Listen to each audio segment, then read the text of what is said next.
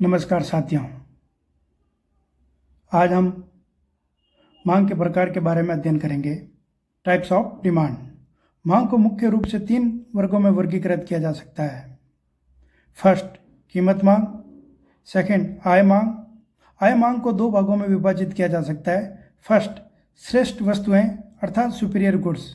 Second, घटिया वस्तुएं inferior goods. Third point, आड़ी अथवा तिरछी मांग। आड़ी अथवा तिरछी मांग को भी 2 भागों में विभाजित किया जा सकता है। फर्स्ट, स्थानापन्न वस्तुएं अर्थात सब्स्टिट्यूट्स गुड्स। सेकंड पॉइंट, पूरक वस्तुएं अर्थात कम्प्लीमेंट्री गुड्स। मांग के अन्य प्रकार के रूप में हम फर्स्ट पॉइंट ले सकते हैं संयुक्त मांग अर्थात जॉइंट डिमांड। सेकंड पॉइंट, व्युत्पन्न मांग डेरिव्ड डिमांड। थर्ड पॉइंट, सामूहिक मांग अर्थात कंपोजिट डिमांड। फर्स्ट पॉइंट, कीमत मांग प्राइस डिमांड।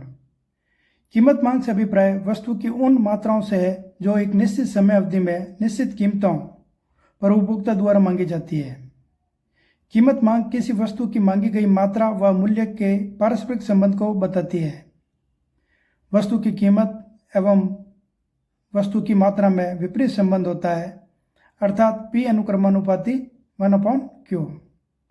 P बराबर वस्तु की कीमत और Q वस्तु की मांग है। कीमत मांग वक्र का ढाल ऋणात्मक होता है अर्थात कीमत मांग वक्र बाएं से दाएं नीचे गिरता हुआ होता है। कीमत मांग के रेखाचित्र से स्पष्ट है कि OT ऊंची कीमत पर X वस्तु की मांग केवल OQ मात्रा है, पर जब कीमत घटकर OS रह जाती है तो वस्तु की मांग मात्रा बढ़कर OQ1 तक बढ़ जाती है। DD मांग वक्र है। आय मांग। आय मांग का अर्थ वस्तुओं एवं सेवाओं की उन मात्राओं से लगाया जा सकता है जो अन्य बातों के समान रहने पर उपभोक्ता दी गई समय अवधि में अपनी आय के विभिन्न स्तरों पर खरीदने की क्षमता रखता है। आय मांग वक्र को एंजिल वक्र भी कहा जाता है। एंजिल वक्र जर्मनी के अर्थशास्त्री एंजिल के नाम पर रखा गया। आय मांग उपभोक्ता की आय तथा वस्तुओं की मांगी गई मात्राओं के संबंध को व्यक्त करती है। आय मांग वस्तु की प्रकृति पर निर्भर होती है। वस्तुएं 2 भागों में बांटी जा सकती है। श्रेष्ठ वस्तुएं सुपीरियर गुड्स।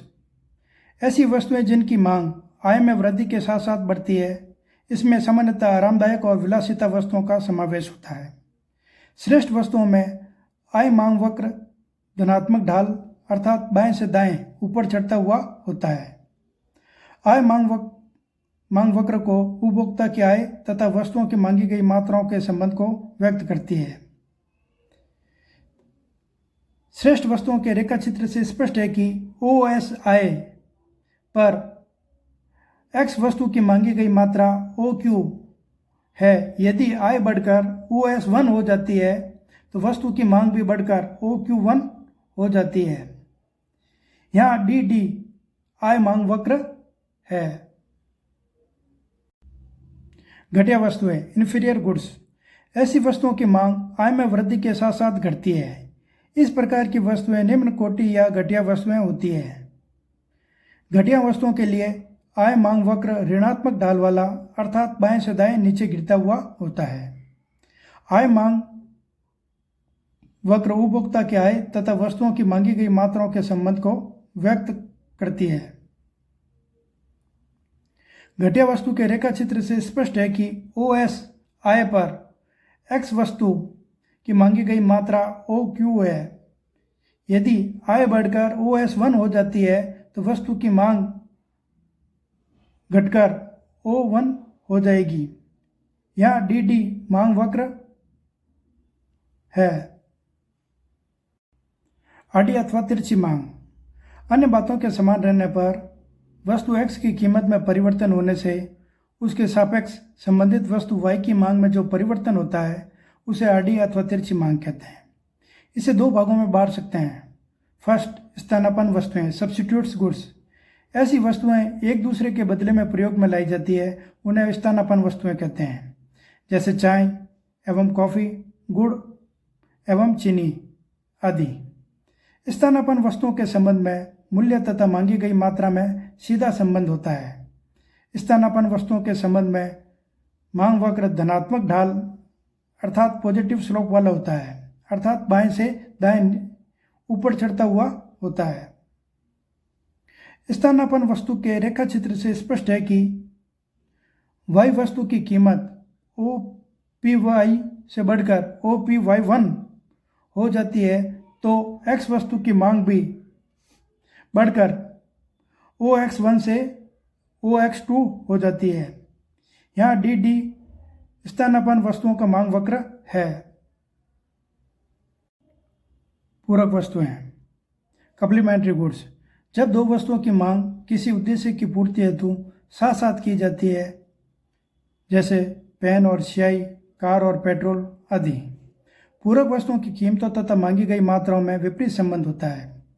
पूरक वस्तुओं के लिए मांग वक्र ऋणात्मक ढाल वाला अर्थात बाएं से दाएं नीचे गिरता हुआ होता है।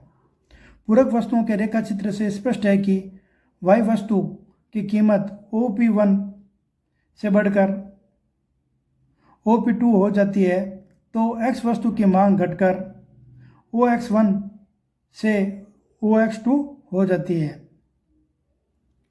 मांग के अन्य प्रकार। फर्स्ट, संयुक्त मांग, जॉइंट डिमांड। जब एक ही उद्देश्य की पूर्ति के लिए एक ही समय पर एक से अधिक वस्तुओं की मांग एक साथ हो तो उसे संयुक्त मांग कहते हैं, जैसे गेंद, बल्ला, जूता, मोजा, चाय, चीनी आदि। सेकंड, व्युत्पन्न मांग, डेरिवेटिव डिमांड। जब एक वस्तु की मांग से दूसरी वस्तु की मांग स्वतः उत्पन्न हो जाती है तो उसे व्युत्पन्न मांग कहते हैं, जैसे मकान की मांग के कारण ईंट, चूना, पत्थर, कारीगर, सीमेंट, लोहा आदि की मांग स्वतः उत्पन्न हो जाती है। थर्ड, सामूहिक मांग, कंपोजिट डिमांड। जब एक वस्तु का प्रयोग अनेक कार्यों के लिए हो तो उसे सामूहिक मांग कहते हैं, जैसे दाल का उपयोग बेसन में, मिठाई में तथा नमकीन में किया जा सकता है।